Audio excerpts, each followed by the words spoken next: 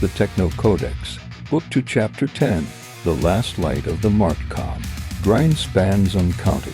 The city grew, and grew again, tower upon tower, road upon road, a maze of steel and shadow wrapping the cured lands.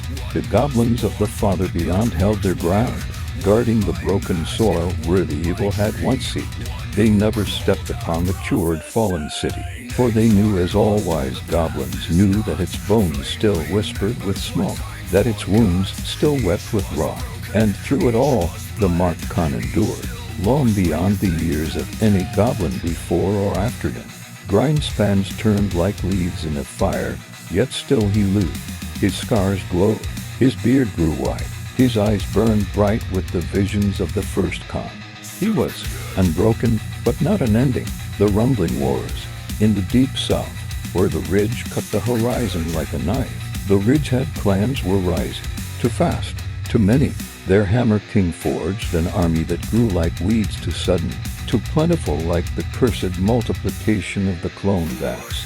Whispers said the Hammer King had found a secret, that his forges beat to a rhythm not of goblins, but of machines, that he had bent something foul to his purpose, and the Marked Khan, old withered, heavy with grindspans, felt the weight of war pressing closer.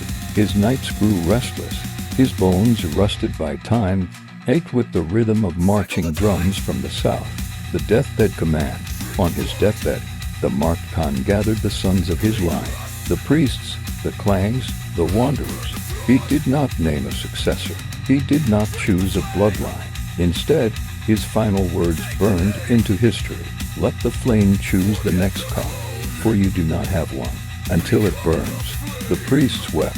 The clans shouted. The clan banners shook with confusion.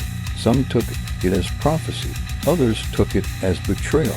But the Khan's word was final, the last burst of power. Then, though broken by time, the Marked Khan rose. His body withered, his breath shallow, yet his scars still glowed. He lifted his arms to the sky and loosed the last of his fire. A great burst of goblin light shot upward, blinding the towers, shaking the stone. The heavens themselves seemed to recoil, and from that blast, a shield was born, a dome of flame and gold that sealed the rock of the Khans, protecting it from hammer and smoke. The old Khan fell silent. His body was ashes, his spirit was flame, the scrolls of mourning. In the days that followed, prayers spread across the clans. Priests scratched holy words into stone, into bone, into bark. They spoke of the Marked Khan's sacrifice, of the shield he left behind, of his command to let the flame itself guide the next. But even as the chants rose, another voice scrawled its venom into the margins of history. Obelis note. Techno Lord Obelis, keeper of the Codex fragments, called it all rot. Not true, he wrote. All goblin mothers rot. All goblin priests rot. A goblin's word is rot when his mouth is not even read. Can the law trust a beard that smolders? Can a scar that glows dictate succession? He spat on the prophecy. He spat on the shield. He spat on the prayers. For Obelis believed in only two things, the law of steel and the hunger of the mind. And so he raged further. Still nothing on Vortanis. Still nothing on the false Khan who drowned the city. Still nothing but silence while a damned war brews in the south. And a fool's son dares call himself Khan. You call that truth? No. Khans are not real. Khans are stories, and stories cannot bleed. But Obelis paused. He admitted one thing. Why does Vortanis do nothing? Why does he sit idle while the Hammer King spreads his rot? I wait for the answer. I wait, but for now the mind rot spreads faster.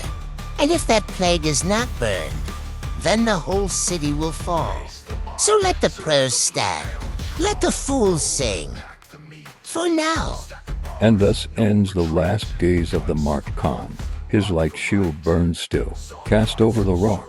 His words let the flame choose echo still, dividing the clans, binding the priests, haunting the Techno Lords. But in the south, the hammer rises. In the city, the towers hum. In the rift, The whispers stir. The Mark-Con is gone.